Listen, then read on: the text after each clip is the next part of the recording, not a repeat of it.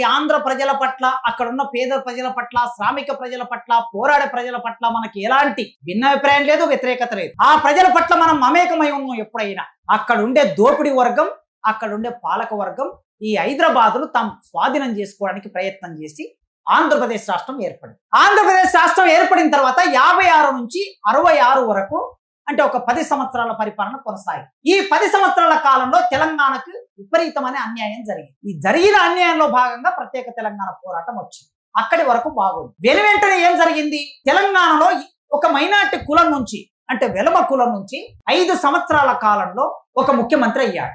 మళ్ళీ పివి నరసింహారావు 71లో ముఖ్యమంత్రి అయ్యాడు బ్రాహ్మణ కమ్యూనిటీ నుంచి. పివి నరసింహారావు ముఖ్యమంత్రి అయిన ఆ వెనువెంటనే జలగం వెంగళరావు ముఖ్యమంత్రి అయ్యాడు ఒక చిన్న కమ్యూనిటీ నుంచి. 2 చిన్న కమ్యూనిటీల నుంచి 2 ముఖ్యమంత్రులు అయ్యారు అతి తక్కువ కాలం. అప్పుడు మళ్ళీ కాంగ్రెస్ పార్టీ ఎట్లా ఉంటుందో మనకు తెలుసు. కాంగ్రెస్ పార్టీలో ఒకడు పైకెత్తుంటే ఇంకోటి కాలు బట్టి గుంజేసే ఈ గ్రూప్ రాజకీయాల వలన వెంటనే ఒక్కొక్కరు చాలా తక్కువ కాలమే పివి నరసింహారావు ముఖ్యమంత్రిగా పనిచేశాడు.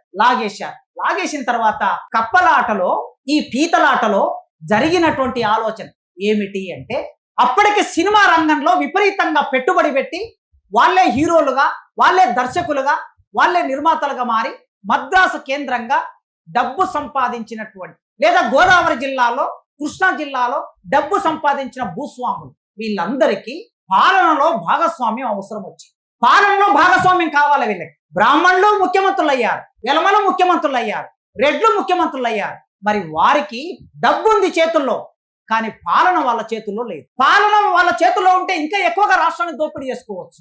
అందుకే మరి పాలన తమ చేతుల్లోకి రావాలంటే కాంగ్రెస్ పార్టీ ద్వారా తమ చేతుల్లోకి రాదు గనక అత్యంత ప్రజా ఆదరణ కలిగిన ఎన్టీ రామారావు అనే ఒక మనిషిని ఆనాటి కమ్మ సామాజిక వర్గం, కమ్మ భూస్వాములు, కమ్మ పెట్టుబడిదారులు ఎన్టీ రామారావు అనే ఒక మనిషిని ముందుకు తీసుకొచ్చి పార్టీ పెట్టించి ఆనాడు అధికారంలోకి వచ్చారు. అధికారంలోకి వచ్చిన తర్వాత ఎన్టీ రామారావు ఏమందుకున్నాడు?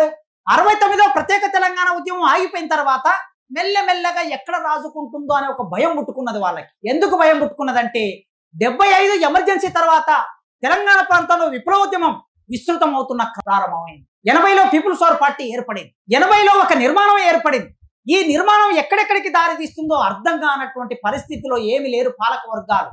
మళ్ళీ తెలంగాణ ఉద్యమం ఎక్కడ పుంజుకుంటుందనే భయంతో ఎన్టీ రామారావును ముందు పెట్టి అధికారంలోకి వచ్చారు. ఎన్టీ రామారావు తీసుకున్న నినాదం ఏమిటి?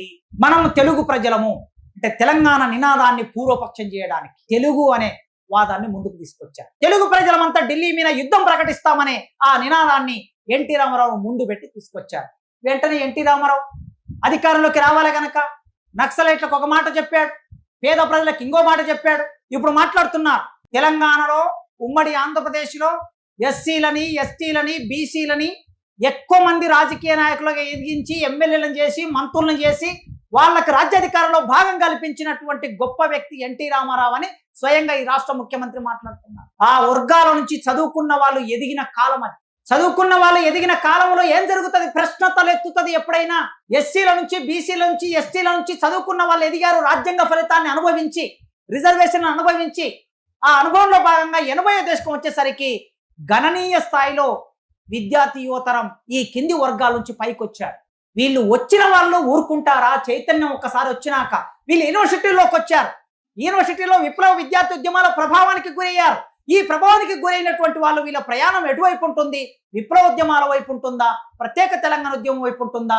వీళ్ళు అటు వెళ్లకుండా ఏం చేయాలంటే వీళ్ళని మనలో ఇన్వాల్వ్ చేసుకోవాలి. మనలో ఇన్వాల్వ్ చేసుకోవడం కోసం ఆనాడు ఎన్టీ రామారావు ఒక పాలకవర్గపు ఏజెంట్గా ముందుకొచ్చి ఆయన చెప్పిన పేరు, రేవంత్ రెడ్డి గారు చాలా పేర్లు చెప్పాడు కదా, ఈయనను ఎమ్మెల్యేని చేశాడు, ఆయనను ఎమ్మెల్యేని చేశాడు, ఆయనను మంత్రిని చేశాడని చెప్పాడు కదా.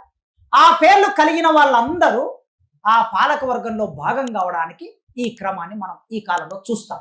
ఇప్పుడు మళ్ళీ తిరిగి ఎన్టీ రామారావు ప్రత్యేక తెలంగాణ ఉద్యమ ఆకాంక్షని ఎంతగా లేకుండా చేశాడు అనేది అర్థమైతే ఇవాళ మళ్ళీ ఆంధ్ర ఆధిపత్యం తెలంగాణ మీదకి వస్తున్నప్పుడు ఇది కేవలం ఆంధ్ర ఆధిపత్యం అంటే ఒక భాషాధిపత్యమో భావజాలాధిపత్యం మాత్రమే కాదు, ఇది పెట్టుబడి ఆధిపత్యంగా, ఇది దోపిడీ వర్గాల ఆధిపత్యంగా తెలంగాణ మీదకి వస్తుంది గనక ప్రజాప్రింట్గా మనం స్పష్టంగా దాని వెనుక ఉండే ఆర్థిక మూలాలని, రాజకీయ మూలాలని, సామాజిక మూలాలని అర్థం చేసుకొని దాని గురించి మాట్లాడవలసిన అవసరం ఉన్నది. మనమే ఎందుకు మాట్లాడాలంటే నేను మొదలు చెప్పాను కదా, మాట్లాడే నైతిక అర్హత ఇప్పుడున్నటువంటి ముఖ్యమంత్రికి లేదు. మాట్లాడే నైతిక అర్హత గతంలో ఉన్నటువంటి ముఖ్యమంత్రికి లేదు. మరి లేనప్పుడు ఎవరు మాట్లాడాలి? ప్రజల వైపు నిలబడి నిజాయితీగా పోరాటం చేసిన మనమే మాట్లాడాలి. అందుకే వాళ్ళు అనొచ్చు, కాంగ్రెస్ పార్టీ దేశంలో అన్ని రాష్ట్రాల్లో ఉన్నది, బీజేపీ పార్టీ దేశంలో అన్ని రాష్ట్రాల్లో ఉన్నది, టీడీపీ పార్టీ దేశంలో అన్ని రాష్ట్రాల్లో ఎందుకు ఉండకూడదు, జనసేన పార్టీ ఎందుకు ఉండకూడదు, తెలంగాణ వచ్చి మేము ఎందుకు సభలు పెట్టుకోకూడదు, ఎందుకు మాట్లాడకూడదు అనొచ్చు. మాట్లాడండి. దేని మీద మాట్లాడతారు? ఇక్కడున్న నిరుద్యోగం మీద మాట్లాడండి, ఇక్కడున్న రైతుల ఆత్మహత్యల మీద మాట్లాడండి. రైతులు ఇంతకాలం అయినా కూడా పండించిన పంట చిన్న వర్షం వస్తే వర్షంలో కొట్టుకుపోతుంటే ఆ పంటకి దిక్కు లేనటువంటి పరిస్థితుల్లో కళ్ళములో కొట్టుకుపోతుంటే దుఃఖిస్తున్నారు. దాని గురించి మాట్లాడండి. నిరుద్యోగం గురించి మాట్లాడండి, నిర్బంధం గురించి మాట్లాడండి. ఎవరైనా మాట్లాడొచ్చు, ఎక్కడైనా మాట్లాడొచ్చు. రాజ్యాంగం ఇచ్చినటువంటి హక్కు. ఏ ప్రాంతానికి వెళ్ళి పవన్ కళ్యాణ్ మాట్లాడొచ్చు, లేదా చంద్రబాబు నాయుడు మాట్లాడవచ్చు. అట్లా కాకుండా ఈ ప్రాంతం మీద మరో రూపంలో ఆధిపత్యం చెలాయించడానికి ఎన్టీ రామారావు ప్రయోగం జరిగినా, లేదా జనసేన ప్రయోగం జరిగినా, చంద్రబాబు నాయుడు ప్రయోగం జరిగినా పాలకవర్గాలు ఊరుకుంటాయేమో కానీ తెలంగాణ జనసభ నుంచి తెలంగాణ ప్రజా ఫ్రంట్ వరకు నెత్తురు చిందించినటువంటి ఉద్యమ సంఘంగా ఉన్న మనం ఊరుకునే ప్రసక్తి లేదు. ఖచ్చితంగా దీన్ని మనం ఖండించాలి. ఖండించడానికి కావలసిన ఒక ఆలోచన ఇప్పుడు మనం తెలంగాణ సమాజంలో ఈ స్థితి ఉన్నప్పుడు ఏం చేయగలం, ఉద్యమాలు స్తబ్దతకి గురైనప్పుడు ఏం చేయగలం, చేయడానికి చాలా పని ఉంది. చేయగలం, కొద్దిమందిమైనా చేయగలం.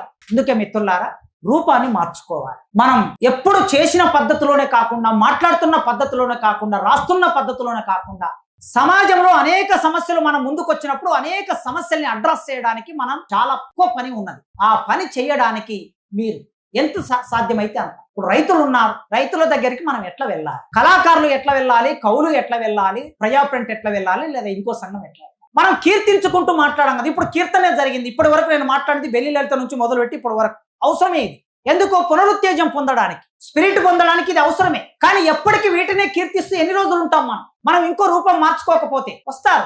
ఎందుకంటే ఉద్యమానికి ఉండే బలం వలన, ఇన్నాళ్ళు తెలంగాణ సమాజంలో ఉండే చైతన్యం వలన వస్తారు. సభ ఎవరు పెట్టినా 100 మంది వస్తారు, 500 మంది వస్తారు.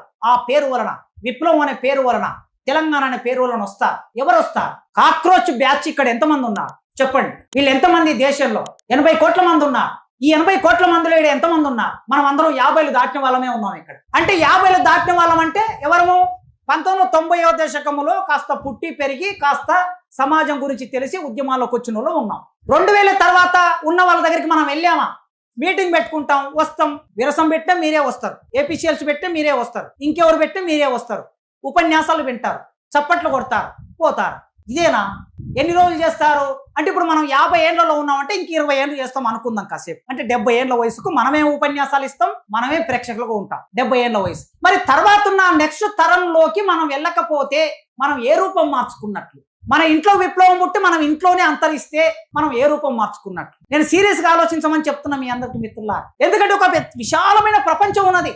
మీరు పుట్టిన ఊరు ఉంది, మీ ఊరిలో ఒక విశాలమైన ప్రపంచం ఉంది. అక్కడ నువ్వు పనిచేస్తున్న సంస్థ ఉంటుంది, ఒక ఉద్యోగి అయితే అక్కడ ఒక పెద్ద విశాలమైన ప్రపంచం ఉంటుంది. ఆ విశాలమైన ప్రపంచంలో నువ్వు ఎన్ని రూపాల్లో పనిచేయచ్చు, అన్ని రూపాల్లో పనిచేయచ్చు. మడి కట్టుకోకండి, కాస్త మడి ఇప్పండి. ఇక మడి ధర్మం మనకి పనికిరాదు.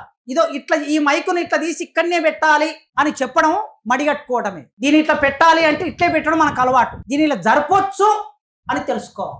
లేపి పెట్టడం కాకుండా జరపొచ్చు అని తెలుసుకోవాలి. చిన్న విషయంగా చెప్తున్నా కావచ్చు, అంటే రూపాలు ఆలోచించడం కోసం చెప్తున్నా నేను. మనం యాంత్రికవాదంలో పనిచేస్తున్నాం అందరం. యాంత్రికవాదం ఏంటండి? ఆ కరపత్రం వారోత్సవాలు ఎందుకు? మీకు వారోత్సవాలు ఎందుకండి? తెలంగాణ ప్రజా ఫ్రంట్ అంటే మావోయిస్టు పార్టీ జరిపే వారోత్సవాల లాగా మీరు వారోత్సవాలు అని ఒక కరపత్రం వేసుకున్నారు కదా. ఎందుకు ఆ పరిభాష ఎందుకని అడుగుతున్నా నేను. కొత్త పరిభాషను వాడకపోతే కొత్త జనరేషన్ కు మనం చేరలేము. ఈ జనరేషన్ ఏం ఆలోచిస్తుందో మీరు ఆలోచించండి. చాలా కొత్తగా ఆలోచిస్తున్నారు వాళ్ళు. వాట్సాప్ లోకి మనం ఎట్లా వెళ్ళాలి? అసలు అంత పెద్ద కరపత్రం అవసరం లేదు. ఇవాళ 3 లైన్లో పెట్టి మనం ఒక 30 సెకండ్లో ఒక చిన్న వీడియో చేసి కొడితే, మీ ఊరి గ్రామంలో భూషణ్ గ్రామంలో ఒక 3 సెకండ్ల వీడియో కొడితే అది 1000 మందిలోకి వెళ్తుంది. నీ కరపత్రం 10 మంది కూడా చదవరు. ఇక్కడ ఉన్నోళ్ళు ఎంతమంది కరపత్రం మొదటి నుంచి చివరకు చదివారో చెప్పండి. వీడియో చేసే పని కరపత్రం. ఇప్పుడు మనం ఇంతింత పొడుగు వ్యాసాలు రాస్తే, ఇంతింత పొడుగు కరపత్రాలు వేస్తే చదివే జనరేషన్ లేదు. దయచేసి ఇది అర్థం చేసుకోండి. పడికట్టు పదాలను తొలగించండి, పడికట్టు భాషని వదిలేయండి. రూపం మార్చుకోవడం, సారం మార్చుకోవటం లేదు నేను మిత్రులారా. సారం ఎప్పుడు మారకూడదు, రూపం మారాలి. మీరు భిన్నమైన వేదికలు ఎక్కండి. భిన్నమైన ఏమి మనకు మైల రాదు, ఏమి మన బట్టలు మాసిపోవు. మన మెదడు సరిగ్గా ఉంటే నీవు ఎక్కడ వెళ్ళి ఏ ఉపన్యాసం ఇస్తున్నావు, ఏం మాట్లాడుతున్నావు, ఏ పని చేస్తున్నావు అని సరిగ్గా ఉండాలి. ఒక్కడొచ్చి మైల అంటిస్తే మైల మనకు పడేంత బలహీనంగా ఉన్నామంటే నీవేం చేయలేవు. కనుక మన సారాన్ని వదులుకోకుండా భిన్నమైన రూపాలను ఎన్నుకొని భిన్నమైన వేదికల్లోకి వెళ్ళండి. ఒక కుల సంఘం పెట్టే సభల్లోకి వెళ్ళండి, లేదా ఒక మహిళా సంఘం పెట్టే సభల్లోకి వెళ్ళండి, ఆశా వర్గాలు పెట్టే సభల్లోకి వెళ్ళండి. తీవ్రమైన సమస్యలు మొన్నటి వరకు వాళ్ళు ధర్నా చేశారు. ఆ ధర్నా దగ్గరికి ఎవరైనా వెళ్ళామా? మనం వెళ్ళలేకపోయాం. సమస్యలు ఎదుర్కొంటుంది. గిగ్ వర్కర్లని ప్రభుత్వం మాట్లాడి వాళ్ళకి జీతాలు, నేను జీతం పెంచానని చెప్పుకుంటున్నాడు ఆయన. ఇవాళ ఆయన ఉపన్యాసంలో ఒక ప్రధానమైన విషయం, ముఖ్యమంత్రి ఉపన్యాసం. వాళ్ళని ఎట్లా మనం అడ్రస్ చేయాలో, వాళ్ళ దగ్గరికి ఎట్లా వెళ్ళాలి, ఈ భిన్నమైన రూపాలు పద్ధతులు ఎన్నుకోవాలని నేను సవినయంగా మిమ్మల్ని కోరుకుంటున్నాను.